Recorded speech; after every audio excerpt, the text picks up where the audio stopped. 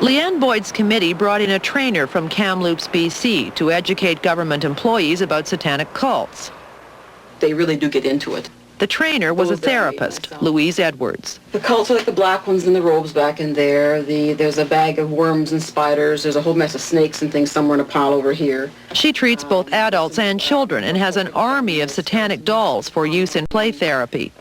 And she says some of her patients tell her some pretty revolting things. They're taking a child away from its parents' gender or with the parents' blessing to savagely torment, sexually abuse, drug or medicate, lock up, be isolated alone, put them in with cages with snakes and crap like that, lower them into graves, drain their blood, make them drink blood, kill animals. I mean, the list is endless on what they do to them, and I haven't even got to 7 years old yet. In a paper she wrote on ritual abuse, Ms. Edwards lists the symptoms that help identify victims. They include fear of blood, fear of creepy crawlies, fear of ketchup, and in artwork, mess or scribble lines, lonely mountain or lake scenes, and Christmas trees. Isn't it normal for kids to doodle Christmas trees? Certainly if they were doing pentagrams, putting devil figures inside the trees and stuff, yeah, I guess I'd be a little bit worried when they shouldn't know anything about that. But you didn't say that. You said Christmas tree. You didn't specify that they had to draw a devil in it for people to be worried about it. No, but please bear in mind that paper's 4 years old already and it's being redone again.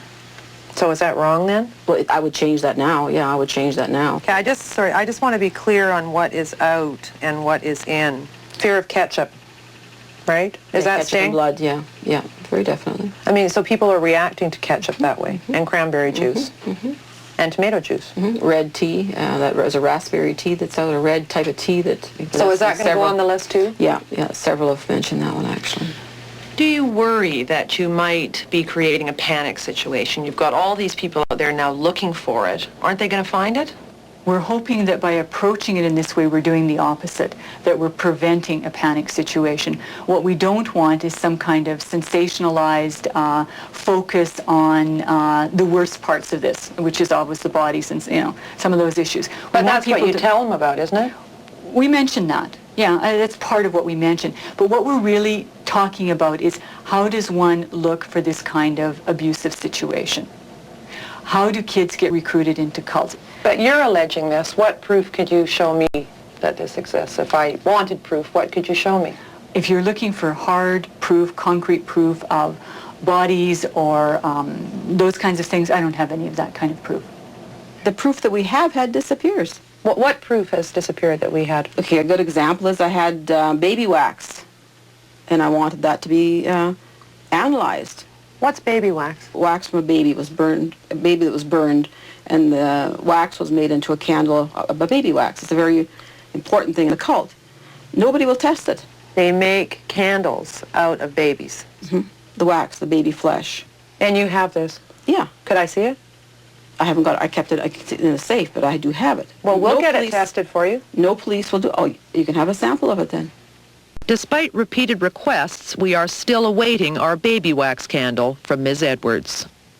What I know clearly, because I've had this argument thousands and thousands of times, is those people who choose to believe that this is going on, there is simply nothing that you can say to them that will change their mind. No matter what you say, they have an explanation. The only thing that I've discovered that in order to maintain their belief system, in spite of the lack of hard corroborative evidence, they have to keep making the conspiracy larger and more exotic and more bizarre. So they have to be breeding babies. They didn't record their births. They're baby breeders. Well, then how come we can't? Well, then the police are part of it. They've infiltrated the police, and they've infiltrated the government, and they've infiltrated the FBI, and the president's involved in it. And now they're not only responsible for child sexual abuse, but they're responsible for pornography. Some experts in the therapeutic community, like Dr. Roland Summit, have fostered belief that cult-conspiring police destroy the evidence. The Fifth Estate obtained a transcript of a 1987 speech where Dr. Summit warned a crowd of mental health professionals to be wary of police. In it, he said, "For that reason, any investigation that you might prompt on behalf of your clients needs to be channeled as much as possible with trusted individuals." I mean, isn't that just feeding into paranoia here? It sounds like it. That's why I need more of the context. That is, I explained the context to you, Dr. Summit. Okay. I'd say that's a comment made under the conditions there, whatever they were, that made me wish to try and prove the existence of something like ritual abuse. But isn't the context of this specifically that you were implying that because the police didn't find anything, they were involved in satanic cults? That's what it sounds like. It sounds like that, and I regret if that's the meaning I gave to it. Child abuse. Louise Edwards estimates 3 in 100 Canadians are ritually abused and will have witnessed a murder. I did some math on that. We're talking about, if that's the case in a population this size of Canada, say 24 million, give or take, 750,000 murders you're talking about.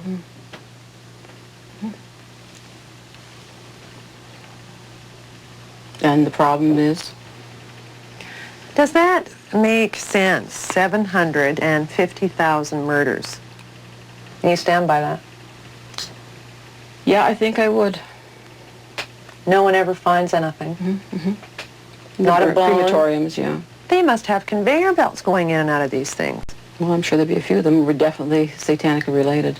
Are these missing people? Who are these 750,000 dead Canadians? Some are imaginary murders with kids. That we You know don't too. say that in your paper. You say that, and you said to me that they've witnessed murders. You didn't say that they were imaginary. Well, then that's one thing I would change in there. So that's wrong Possibly. too. Imaginary murders, possibly. Dr. Summit says there's a growing backlash against those who believe in ritual abuse. I have no hesitation to describe in some detail the efforts of people to turn this around back to disbelieving children, or especially to use the issue of ritual abuse as the fatal flaw, to illustrate that anyone who would believe in ritual abuse must be unreliable and fanatic. But the FBI disagrees. I'm not trying to put child sexual abuse in the closet. As a matter of fact, the reason that I'm here, the reason that I've written about this, the reason I agree to do these interviews is just the opposite. Because what I'm afraid of is that when these stories don't check out, it's going to fuel the backlash against the reality of child sexual abuse. It's going to play a bigger role in putting this back in the closet if we don't recognize and address what's going on here, if we don't recognize the complexity of what's involved in all of this and just blindly accept anything that any victim says, it's going to fuel the backlash.